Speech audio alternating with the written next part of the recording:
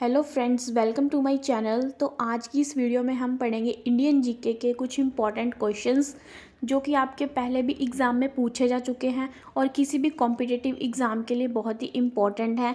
तो चलिए स्टार्ट करते हैं फर्स्ट क्वेश्चन से। 7 टापुओं का शहर किसे कहा जाता है? तो वो कहा जाता है मुंबई को। इसका राइट होगा option number A.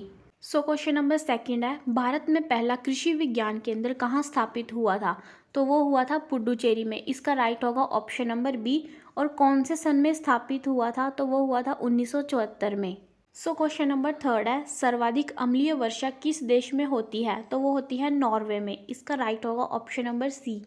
So question number 4 है, इनमें से यूरिया का रासायनिक नाम क्या है? तो यूरिया का केमिकल नेम होता है कार्बामाइड। इसका राइट होगा option number B. So question number 5 है, यूरेनियम भंडार के लिए प्रसिद्ध स्थान भीमा बेसिन किस राज्य में स्थित है? तो भीमा बेसिन आपका कर्नाटक राज्य में है। तो इसका राइट है option number B. So question number 6 है, लूनी नदी पर स्थित जवाई बांध किस राज्य में स्थित है? तो जवाई बांध आपका राजस्थान में स्थित है। और ये कौन सी नदी पे बना है? तो ये लूनी नदी पे बना है। इसका राइट है option number B. So question number 7 आपके पास, करगम किस प्रदेश का लोक नृत्य है? तो वो है तमिलनाडु का। इसका राइट होगा option number B. So question number 8 है, भारत में सबसे पहले विद्युतीकरण निम्न में से किस शहर में हुआ था? कि भारत में पहली बार बिजली की सुविधा किस शहर को मिली थी? तो वो मिली थी कोलकाता को। इसका राइट होगा option number C. So question number 9 है, भारतीय जागृति का जनक किसे कहा जाता है? तो भारतीय जागृति का जनक कौन है? राजा राममोहन राय हैं। इसका राइट होगा ऑप्शन नंबर डी।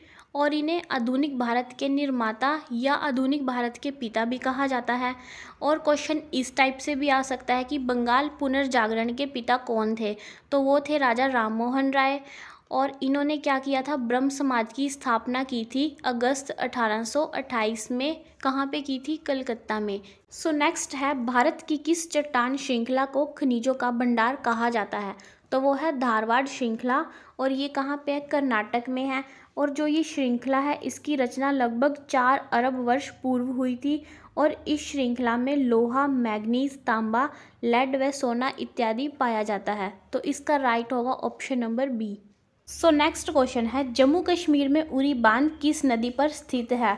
तो जो उरी बांध है वो जम्मू कश्मीर के बारामूला डिस्ट्रिक्ट में है।